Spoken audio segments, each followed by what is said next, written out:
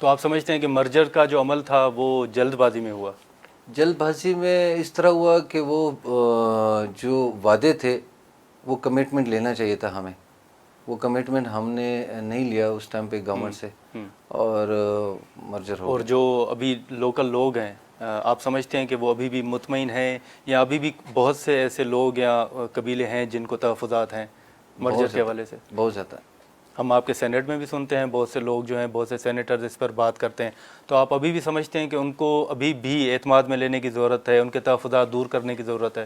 دیکھیں نادر، میں سمجھتا ہوں کہ پاکستان میں جتنے زیادہ صوبے ہوں گے اتنا اچھا ہوگا، ایڈمنسٹریشن پاور بھی اچھی ہوگی، لوکل لوگوں کو فیسیلیٹیشن بھی اچھی ہوگی، اور میں یہ سمجھتا ہوں کہ اگر پاکستان میں صوبے زیادہ ہوں گے تو فاٹا کو بھی صوبہ بنانا چاہیے، بالکل بنانا چاہیے۔ میرا ہیلتھ منسٹر کے پی کا، وہ وزیرستان نہیں جا سکتا، وہ وانا نہیں جا سکتا، وہ باجاوڑ نہیں جا سکتا، وہ مومن ایجنسی نہیں جا سکتا۔ میرا ایجوکیشن منسٹر وہاں نہیں جا سکتا، کیونکہ رہتا تو کے پی والا ہے، مردان کا ہوگا، چرسدے کا ہوگا، وٹ ایور جدھر کا بھی ہوگا، وہ کہتا ہے میں قبائل میں کیسے جاؤں گا؟ تو اس کے ذہن میں ابھی بھی وہ قبائل تو ہے نا، کہ ہے تو قبائل۔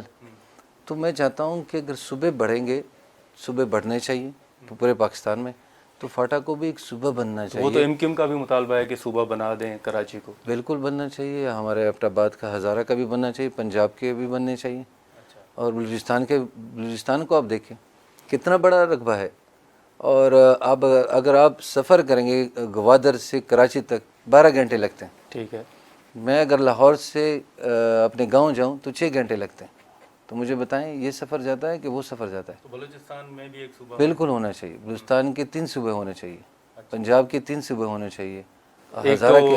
ایک تو وہ خسرو بختیار صاحب جو کمٹمنٹ ہوئی تھی اس وقت چیئرمین پی ٹی آئی کے ساتھ، وہ بھی نہیں بن سکا، سرائیکی صوبے کی جو بات ہو رہی تھی، بالکل تو وہ بھی بننا چاہیے۔ دیکھو بات سنو، یہ میں صوبے کی بات کیوں کی، کیوں بڑھنے چاہیے؟ اگر ہم صوبے بنائیں گے تو لوکل ایڈمنسٹریشن سٹرونگ ہوگی، ٹھیک ہے؟ ہمارے وہاں پہ بہت سے ایسی زمینیں ہیں جو کہ ایگریکلچر لینڈ ہے، وہ ہم اگا نہیں سکتے، کیوں؟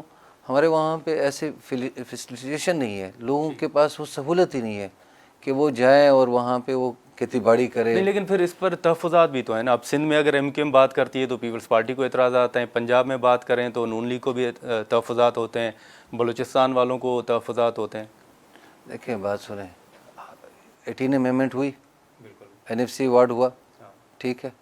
تو اگر صوبے بنیں گے اور صوبوں کو اسی طرح NFC ایوارڈ میں تقسیم ہوگا، کیونکہ وہ تو آپ کے سینسس کے اوپر ہے، آپ کی مردم شماری کے اوپر ہے، تو پیسے کی ہی بات ہے نا، کہ پیسے ایسا نہ ہو کہ صوبے بنے تو پیسے کیسے ہم تقسیم کریں گے۔